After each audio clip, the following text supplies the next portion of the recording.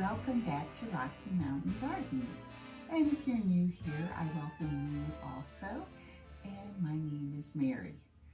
I'm here today to have a discussion with you about cottage style decorating. Now, I've mentioned in some earlier videos that I have been moving toward that style of decorating in my own home, and I thought I would share with you my thoughts about that because it is quite a popular style of decorating at the moment, maybe partially due to the pandemic that we had and people sort of turning inward and looking at their homes as a beautiful place to spend their time. So if you're interested in cottage style decorating, stay tuned and we're going to learn more about how to achieve this in your own home, and also some of the current sort of lingo, that is found going around the internet about this style. A very common term that you might hear is cottagecore, and I'll put it right here, the spelling. It's if you Google that, you'll find all kinds of information about it. But cottagecore basically was started by young adults who were yearning for a more nostalgic time. I've got some notes here I might take a peek at. It was first named or given this term cottagecore on Tumblr in 2018, so the term is relatively new. Now, I've also heard this movement called Grand Millennial, and I know there are some others that I just seem to have forgotten at the moment. Grand Millennial refers to millennials who yearn to have a more of a style in their homes like they saw in their grandmas when they were growing up. And, they are kind of hearkening back to that style of decorating and looking for things that they can put in their homes to make it more homey like they remember their grandma being.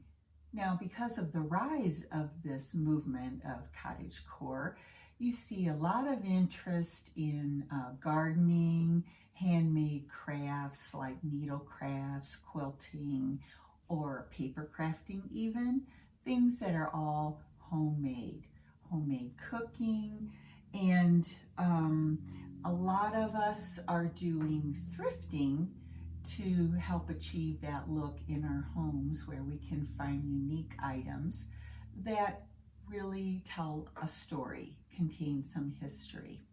Let's take a look at the different qualities that make a cottage style home. Some of the things that you should consider if you're thinking you'd like to change your decor in your own home are things like have your home reflect the things that you love, that reflect yourself and are very individualistic to you. So that's something that people have gotten away from, either because they're in that very stark minimalistic kind of decor, or they are buying everything at places like Hobby Lobby and Joann's and Michael's, the at-home store, and they put out a selection of items for every season, and they're very, I don't want to say cookie cutter exactly, but if you watch a lot of YouTube videos, I myself find many decorators using the same items from those stores over and over again. And don't get me wrong, I buy things from them as well. I try to buy things that are different, that I haven't seen anyone else using, since I want my home to be very unique. And that's part of that, reflecting your own personality in your decorating. Don't look at what everybody else is doing, but instead do what you love, which takes us to number 2. When you're collecting, collect things that really appeal to you and your personality. Don't worry about what the current trend is, and don't try to match everything in your home. Cottage style is something that tells a history of your life. So that history is made up of everything that you've collected over time. And therefore, it is very much a sort of a progression and a changing over time and reflects you. Now, some of the ways you can reflect your own personality are by collections. Cottage style is very known for having collections of items. Now, this doesn't mean that your house has to look cluttered or, stacks of old magazines everywhere like you're a hoarder. Collections are very much indicative of that cottage style decor. And you will see here in a video my collection of pictures. And I've been thrifting for a couple of years, looking for various styles of pictures that appeal to me. And oh my goodness, I was so fortunate to stumble upon this little cubby cabinet where it just makes a perfect place to display my pictures without having it look very cluttered in my home. And my guests can see those collections and appreciate them. Some people also collect old vintage dishes, and I have been doing that myself. I showed this at my last thrift haul video. This is a hand-painted plate that is quite vintage, and this is the sort of dishes that I am using in my home for display on walls. And you can see some here. And they are very pretty ways to decorate your walls. And again, you're displaying them nicely, but they are not cluttering up everything. And yet you can enjoy your thrifted items in your home. I also collect old books. And of course, I go to thrift stores for them because they're quite inexpensive. And I look for books that I want. Now, I have some friends who collect all red books to display at Christmas time, for example, or red and green covered books. Then you can also do like I do, which is collect books on topics. Like I've been collecting vintage gardening books because, that's one of my hobbies. So you can pick a subject matter, you can collect by color, or you can collect just old books that you have read in the past that you'd just love having a copy of it in your own home. They're wonderful in decor.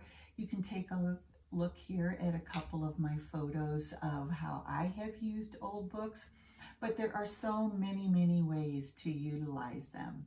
Collecting old blankets, woven blankets, tablecloths, pieces of lace, doilies, even old rugs that you can place on the floor. But layering these other items on your furniture, on your couches, chairs, really gives that warm, comfortable feel to your home that evokes a cottage style.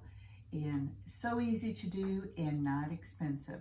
Now, guys, in this area, you can also go to your relatives and ask, Grandma, is there any old piece that you'd like to share with me that I could remember you by and bring that history into my home that, you're not using?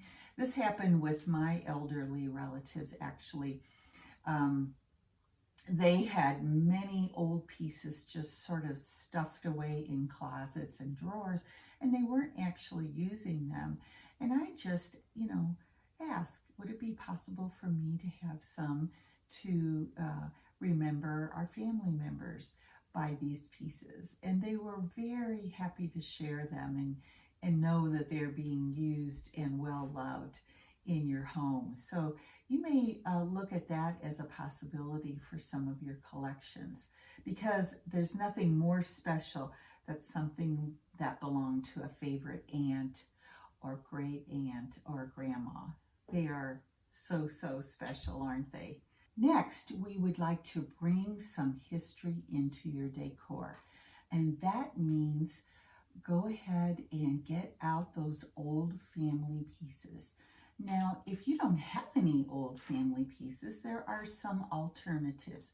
You can, of course, thrift for vintage looking pieces and bring them into your home. They are somebody's story, maybe not your own, but they are someone's.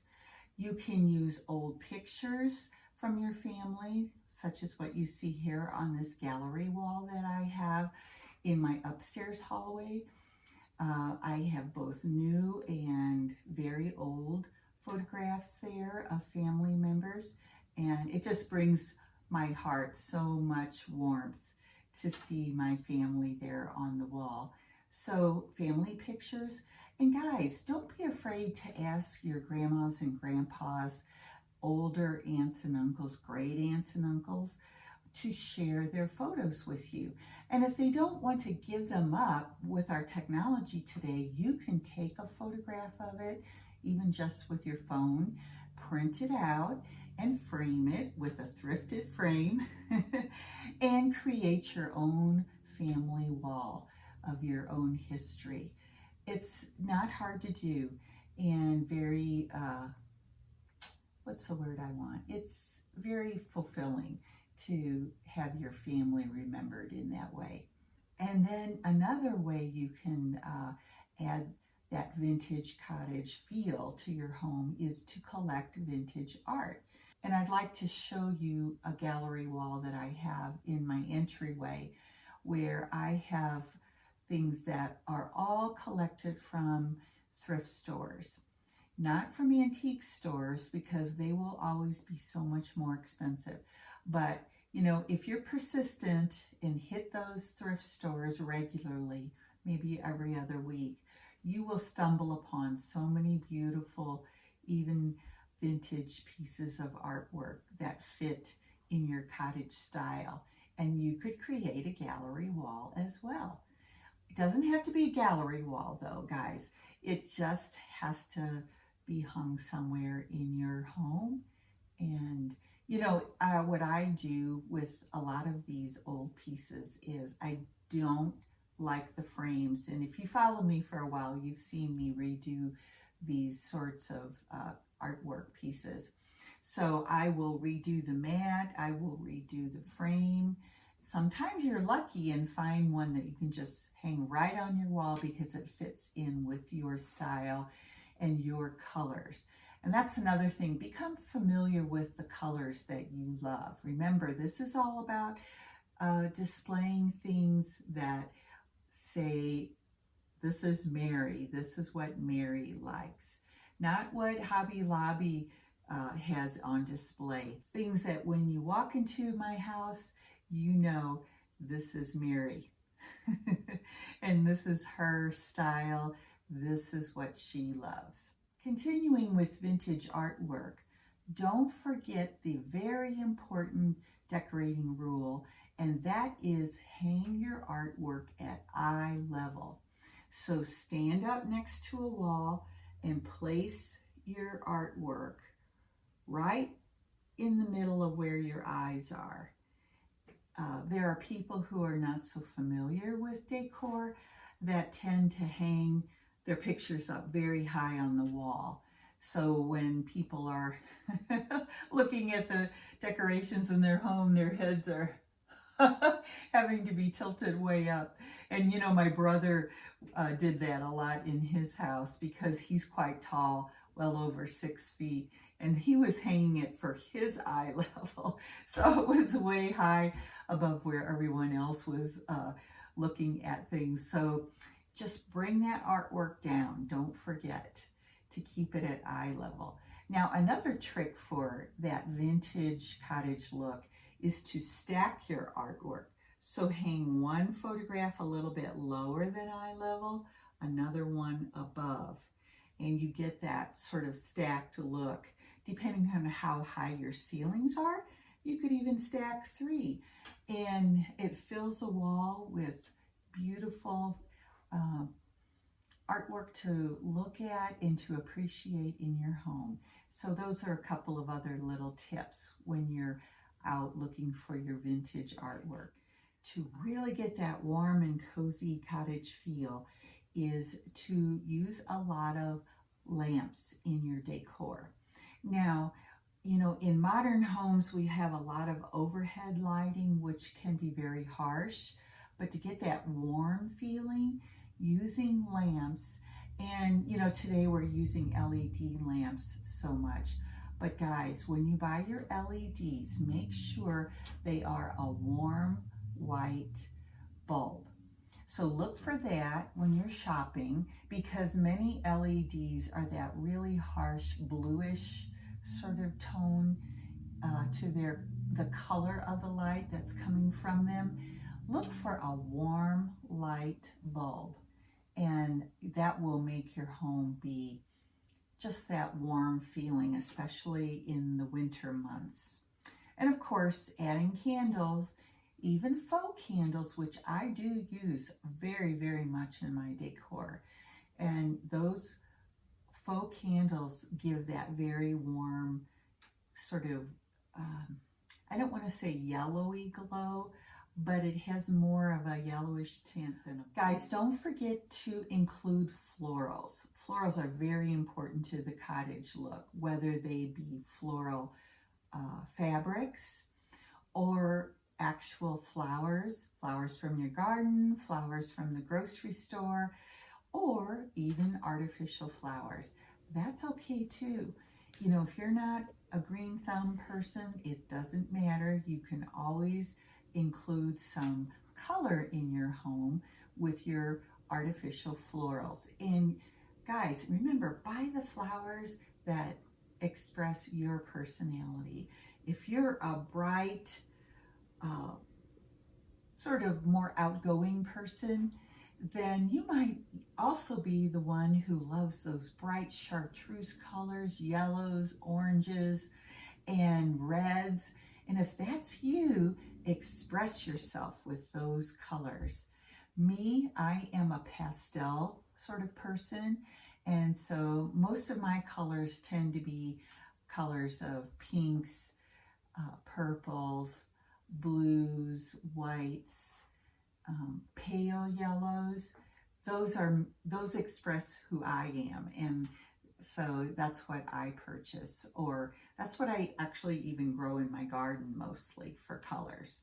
So friends, if you have been wishing your home could have that cottage, warm and cozy feel, don't be afraid to start changing. It's not difficult. You can do it a little bit at a time, which is what I have been doing, and getting away from everything that you see in the, you know, regular stores that seems to be in everyone's home.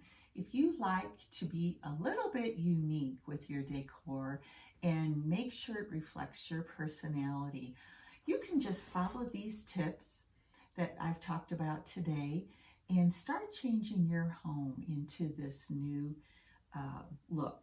Now, it is trending right now, but what I like about it, it is everlasting, I think I would say. It won't ever go out of style, especially if you are reflecting yourself and what you love.